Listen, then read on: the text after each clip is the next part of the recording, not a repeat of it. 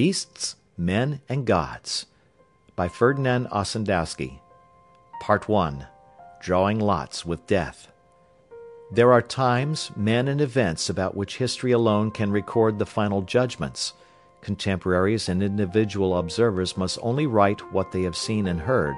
The very truth demands it. Attributed to Titus Livius. Chapter 1. Into the Forests. In the beginning of the year 1920, I happened to be living in the Siberian town of Krasnoyarsk, situated on the shores of the river Yenisei, that noble stream which is cradled in the sun-bathed mountains of Mongolia to pour its warming life into the Arctic Ocean, and to whose mouth Nansen has twice come to open the shortest road for commerce from Europe to the heart of Asia. There in the depths of the still Siberian winter, I was suddenly caught up in the whirling storm of mad revolution raging all over Russia, sowing in this peaceful and rich land vengeance, hate, bloodshed, and crimes that go unpunished by the law. No one could tell the hour of his fate.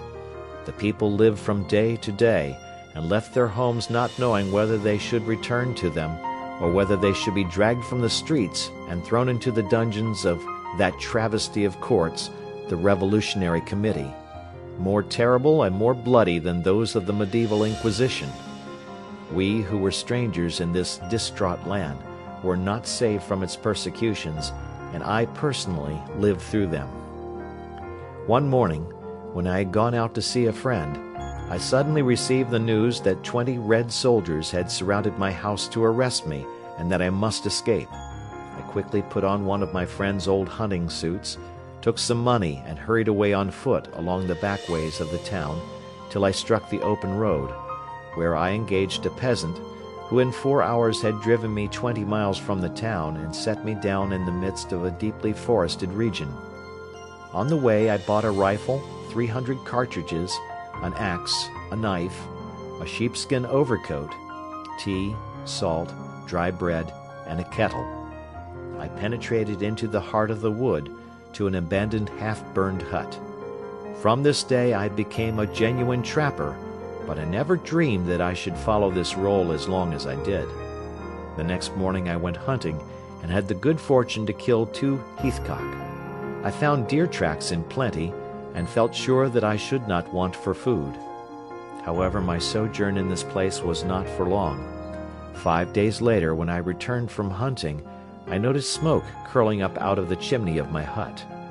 I stealthily crept along closer to the cabin, and discovered 2 saddled horses with soldiers' rifles slung to the saddles. 2 disarmed men were not dangerous for me with a weapon, so I quickly rushed across the open and entered the hut. From the bench 2 soldiers started up in fright. They were Bolsheviki. On their big Astrakhan caps I made out the red stars of Bolshevism, and on their blouses the dirty red bands. We greeted each other and sat down. The soldiers had already prepared tea, and so we drank this ever-welcome hot beverage and chatted, suspiciously eyeing one another the while. To disarm this suspicion on their part, I told them that I was a hunter from a distant place, and was living there because I found it good country for sables. They announced to me that they were soldiers of a detachment sent from a town into the woods to pursue all suspicious people. "Do you understand, comrade?" said one of them to me. "We are looking for counter-revolutionists to shoot them." I knew it without his explanations. All my forces were directed to assuring them by my conduct that I was a simple peasant hunter, and that I had nothing in common with the counter-revolutionists. I was thinking also all the time of where I should go after the departure of my unwelcome guests. It grew dark. In the darkness their faces were even less attractive. They took out bottles of vodka and drank, and the alcohol began to act very noticeably. They talked loudly and constantly interrupted each other, boasting how many bourgeoisie they had killed in Krasnoyarsk, and how many Cossacks they had slid under the ice in the river. Afterwards they began to quarrel, but soon they were tired and prepared to sleep. All of a sudden, and without any warning, the door of the hut swung wide open, and the steam of the heated room rolled out in a great cloud, out of which seemed to rise like a genie as the steam settled, the figure of a tall, gaunt peasant, impressively crowned with the high Astrakhan cap, and wrapped in the great sheepskin overcoat that added to the massiveness of his figure. He stood with his rifle ready to fire. Under his girdle lay the sharp axe without which the Siberian peasant cannot exist. Eyes, quick and glimmering like those of a wild beast, fixed themselves alternately on each of us. In a moment he took off his cap, made the sign of the cross on his breast, and asked of us, "Who is the master here?" I answered him. "May I stop the night?" "Yes," I replied. "Place is enough for all. Take a cup of tea. It is still hot." The stranger, running his eyes constantly over all of us and over everything about the room, began to take off his skin coat after putting his rifle in the corner. He was dressed in an old leather blouse with trousers of the same material tucked in high felt boots. His face was quite young, fine and tinged with something akin to mockery. His white, sharp teeth glimmered as his eyes penetrated everything they rested upon. I noticed the locks of gray in his shaggy head. Lines of bitterness circled his mouth. They showed his life had been very stormy and full of danger. He took a seat beside his rifle and laid his axe on the floor below. "What? Is it your wife?" asked one of the drunken soldiers, pointing to the axe. The tall peasant looked calmly at him from the quiet eyes under their heavy brows, and as calmly answered, "One meets a different folk these days, and with an axe it is much safer." He began to drink tea very greedily, while his eyes looked at me many times with sharp inquiry in them, and ran often round the whole cabin in search of the answer to his doubts. Very slowly, and with a guarded drawl, he answered all the questions of the soldiers between gulps of the hot tea. Then he turned his glass upside down as evidence of having finished, placed on the top of it the small lump of sugar left, and remarked to the soldiers, "I am going out to look after my horse, and will unsaddle your horses for you also." "All right," exclaimed the half-sleeping young soldier. "Bring in our rifles as well." The soldiers were lying on the benches, and thus left for us only the floor. The stranger soon came back, brought the rifles, and set them in the dark corner. He dropped the saddle pads on the floor, sat down on them, and began to take off his boots. The soldiers and my guest soon were snoring, but I did not sleep for thinking of what next to do.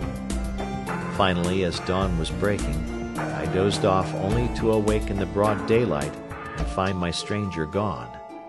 I went outside the hut and discovered him saddling a fine bay stallion.